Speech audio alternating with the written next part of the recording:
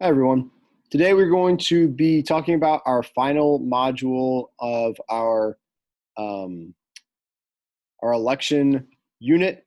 The election is a week from today, so hopefully, this will help us become a little bit more informed. I know you guys can't vote quite yet, but um, this today's topic or this week's topic will really show you guys how to become informed voters and what that means. Okay, so we'll go ahead and start in Tuesday, October 27th, 2020. There should be a link there that says Informed Voter Module. Go ahead and click on that.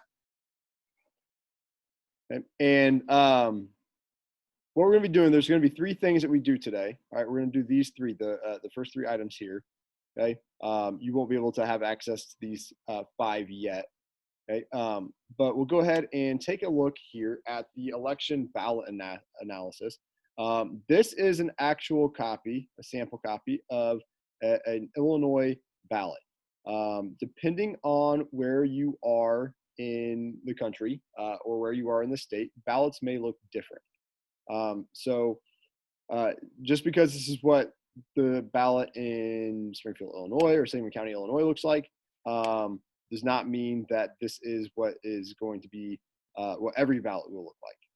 Okay, so what you're going to do here, I'm not going to go over too much detail because this is going to kind of guide some class discussion. But you're going to take a look at this the ballot, and once you've had a chance to take a look at it and kind of examine it a little bit, you're going to click on this link where it says Illinois Ballot Observations, which will open up a Google form. All right, and there are three things that you're going to be asked to do. The first one is you're going to write down what you noticed. All right, what are some observations that you made regarding the ballot? Think about some of the things that are on there. In what order do they appear? Anything that you may notice. Maybe there are some elections that only have one person, or maybe there are elections that have way more people than you realized. Just something that you notice, okay? Or a few things that you notice. Right. There's also a spot here for anything that you found surprising about the ballot. You can jot that information down here. And then if there's anything that you're not quite sure why it is the way it is, you can write that down here if there's something you don't understand. Once you have filled out this Google form, there'll be a button at the bottom that says submit, and you'll submit this. Okay, so once you've had a chance to take a look at the ballot, again, this is going to guide discussion tomorrow. I'll be able to kind of see what your responses were. So make sure you're doing that because this is what we're going to be talking about tomorrow. Okay. Once you've had a chance to do this, take a look at the ballot. You've answered those questions on the Google form. Okay. Next here, and this is going to open up a Google Slides presentation that we're going to go over right now. So this kind of talks about what is on the ballot. What are some of the things that we're voting for? Because when we talk about a general election, a lot of times we associate it with a presidential election, but there's a lot more that goes into an election than just who's running for president. Okay. For example, this year in Illinois, there is a proposed tax hike. There's a process that something like this has to go through on an Illinois ballot. Okay. If they want to change something about the Illinois state constitution, they have to get 3/5 of both houses of the Illinois General Assembly. This is kind of like the Congress of Illinois. Okay. It includes the state Senate and the state House of Representatives. They need 60%, 3/5 of a vote by both houses to get an amendment passed. Okay. Then it goes, and that's just to get it on the ballot. All right. That doesn't mean it's going to pass necessarily. It just means that it is now on the ballot for voters to decide. Okay. So the passage of the amendment then requires a majority of the general election. So now the people of Illinois are going to vote on something. And if a majority of the voters vote yes, then the proposed amendment passes. And if they vote no, the proposed amendment does not pass. And there is a proposed amendment on the ballot this year about an increase or a different system of taxing. Okay, and so there will be on this particular ballot this year, November 3rd, there is a a constitutional amendment proposal. And that constitutional amendment has to do with the way that Illinoisans are taxed. All right. There is one way where that's called a flat tax, which is what we currently have, where no matter how much money you make, everybody is taxed the same percentage. All right. So for simplicity's sake, let's say you have one person that makes $1 million a year and one person that makes $20,000 a year. Doesn't matter how much you make, that person, both people will be taxed at 10%, meaning 10% of 1 million, which would be 100,000. That's how much you would have to pay in income tax. All right. And if you only made 20,000, then 10% of that would be 2,000. Okay. So the more money you make, the more you have to pay in taxes. All right. But it's the same rate for everybody. Okay. There's another system of taxing, which is called a graduated income tax. And this means that the more money you make, the higher percentage that you would have to pay. So again, let's say you make $1 million a year, all right, your tax rate, you might have to pay 30% of that as taxes, where if you only make $20,000, you might only have to pay 5% of your income to taxes. Okay, so that is the proposal this year. If people vote yes, this means that they want a new system where you have a graduated income tax, meaning the more money you make, the higher rate of taxes you pay. All right, or if they vote no, that means they want to keep our current system of a flat tax rate, meaning everybody pays the same percentage of their income to taxes.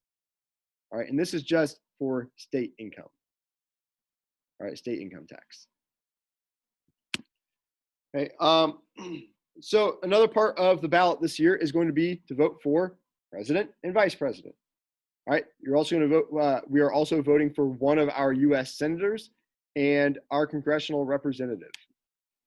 Okay, so the candidates for president and vice president, I'm sure you are aware of at this point, all right, are Donald Trump, who is the incumbent, meaning he is the current president, and is running mate Mike Pence, and then the Democrat Joe Biden and his running mate Kamala Harris. Okay, so those are the two main choices. Now, there are other choices on the ballot. All right, there are third-party candidates that represent smaller parties: Howie Hawkins, Gloria La Riva, Brian Carroll, and Joe Jorgensen. These candidates are running for different parties that are much smaller, much less funded, and it would be a surprise if any of these people ended up with any electoral votes this year. We're also voting for our U.S. senators for Illinois. We have two, every state has two senators. Our current senators are Dick Durbin and Tammy Duckworth. Dick Durbin's term is up this year, meaning he's up for re-election. Okay, so we are voting whether to send him back or to send somebody else. All right, his term is up in January. Tammy Duckworth's term is up in January of 2023. So she will be on the next ballot 2 years from now. Okay. The people who are running against Dick Durbin, he is the incumbent, meaning he's the current senator. Are Republican Mark Curran, Libertarian Danny Malouf, Green Party David Black, and then this one kind of makes me chuckle, the Willie Wilson Party candidate Willie Wilson. All right, our representatives, and this kind of depends on where you live in Springfield, because Springfield is actually split up between two congressional districts, the 13th and the 18th. So depending on where you live in Springfield, you might be represented by Rodney Davis, or you might be represented by Darren LaHood. The challengers to these two men are Betsy Dirksen Londrigan and George Petrilli. Right? Me personally, I am represented by Darren LaHood. I live in Chatham, so he represents the town of Chatham. But majority of the city is actually represented by Rodney Davis. There are also other smaller offices at the state and county levels that are up for election as well, and you can see that list here. Okay, so now that we've gone over, kind of what's on the ballot, we're going to get into how do we figure out who we would vote for, or how do we become an informed voter. I'm going to hit next here. Okay, and we're going to be taking a look at a couple of websites and filling out an assignment. So you're going to click on this load evaluating the candidate for president in a new window, and it should pull up a document that looks like this. Okay, we're also going to be clicking on these two items here. All right, that will take us to a little bit of a kind of a preview of what these are our two candidates, where they stand on some of the more important issues facing our country right now. Okay, so we'll do at least one of these together and see where we're at from there. Okay, so what you're going to be doing is you're going to be selecting issues. All right, I have 5. It might get knocked down to 4. Just kind of take a look here, but on the website they have 8 topics that they're going to discuss. So you do not have to do all 8 of them. You only have to pick a few of them that you want to do.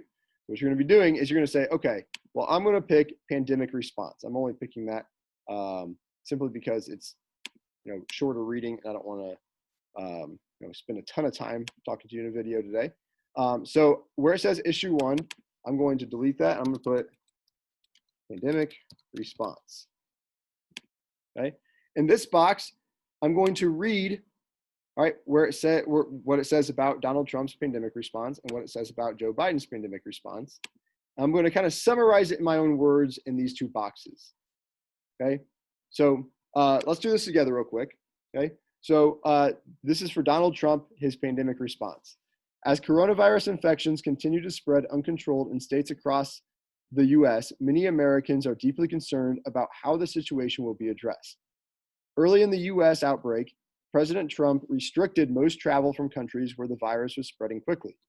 He was also focused on the fast development of a vaccine for the virus. Overall, however, he has largely left it up to individual states to oversee their response to the coronavirus. Since cases began mounting in March, many state leaders have requested assistance from the federal government. In some areas, hospitals have been overwhelmed with patients and have lacked supplies. Testing for the virus has been slow and inadequate, experts say. Meanwhile, in an effort to boost the economy, Trump has encouraged businesses that had been temporarily shut down to reopen quickly. Health experts caution that reopening too early could lead to new outbreaks. Indeed, many states that reopen business have seen a spike in cases. Okay, so back on this organizer here, I'm going to kind of summarize what I gathered from Donald Trump's response. Okay, so I kind of gathered that that Trump would like the states to determine what is best for themselves. Because each state might be facing a different situation. So his argument is kind of, well, the federal government shouldn't step in. The states should kind of decide what each of them should do based on what their current situation is. Right. He has also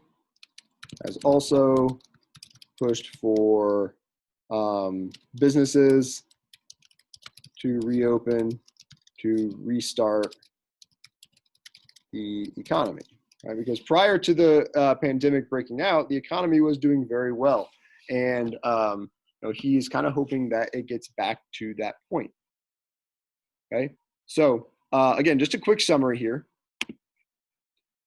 So let's go ahead and take a look at what Joe Biden says on about his stance on the issue.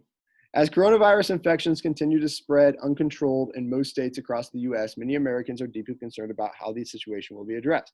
Joe Biden has sharply criticized President Donald Trump when it comes to his response to the coronavirus pandemic. Biden has called for a comprehensive federal plan to contain the virus, including more widespread testing, more equipment for hospitals and medical workers, and major funding for treatment and vaccine research.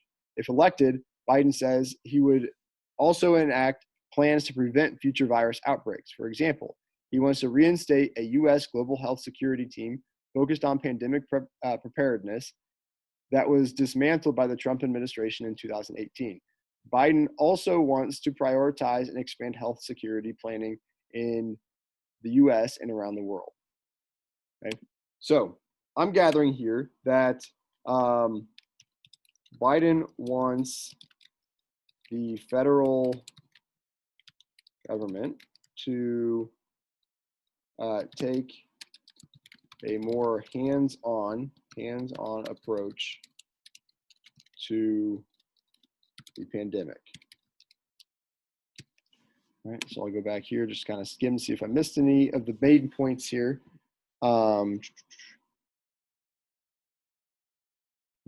So now that I've had kind of a brief idea of what both of these candidates are saying, I'm going to address this box here, where I'm going to put either a plus or a minus, depending on what I believe. Excuse me. All right, and that's what you guys are going to do. All right, whichever candidate you think has maybe the better idea, you're going to put a plus next to it. Anything, any candidate that you think has, that you disagree with, you're going to put a minus. All right. I'm not going to do that because I'm not going to share my personal opinions at this moment. Okay. But once you have done that, then you'll go back to our list here. All right. And you're going to pick another topic with which to work with. Okay. So you have choices from, we just did pandemic response, but you have choices from racial justice, the economy, healthcare, climate change, education, immigration, and then America and the world.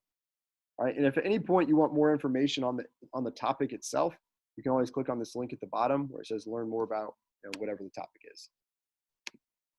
Okay. So use the rest of the time today to address a second issue, and then tomorrow when you get on Canvas, your job will be to do 2 more issues. Okay. So I guess that does answer my question earlier. We will go ahead and delete that one. So you are responsible for doing only 4 of these for the day. Are there any, I'm sorry, if there are any questions, you can email me or message me on Canvas, and I'll get back to you as soon as I can.